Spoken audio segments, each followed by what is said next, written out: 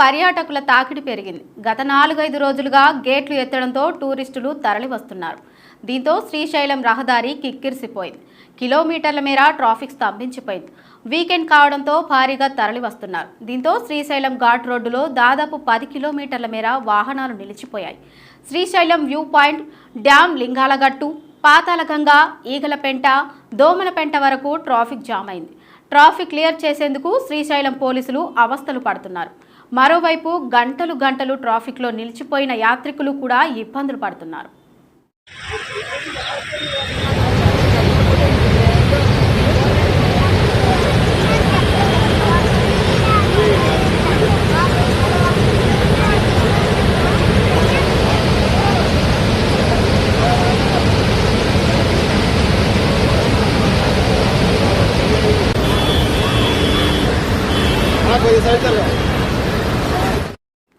Srisailam project గేట్లు ఎత్తడంతో కన్నుల విందుగా మారింది.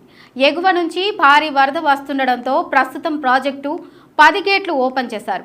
10 గేట్లను 20 అడుగుల మేర ఎత్తి నీటిని దిగువకు విడుదల చేస్తున్నారు.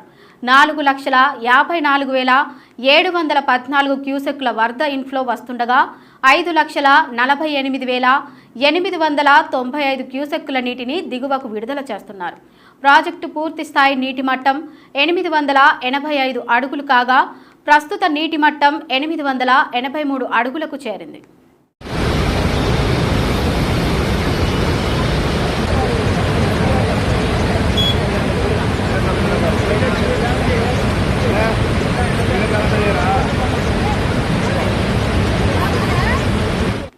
మరోవైపు శ్రీశైలం భ్రమరాంబిక మల్లికార్జున స్వామి దర్శనానికి సైతం భక్తుల రద్దీ పెరిగింది.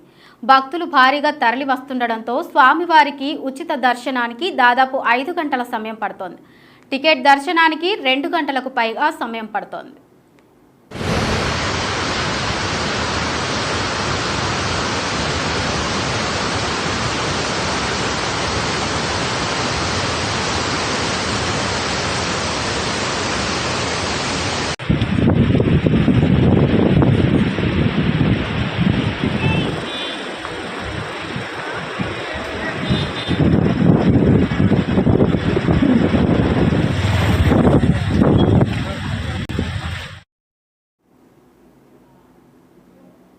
ఇవి ఇప్పటివరకున్న అప్డేట్స్. మరిన్ని అప్డేట్స్ కోసం చూస్తూనే ఉండండి న్యూస్ లైన్ తెలుగు.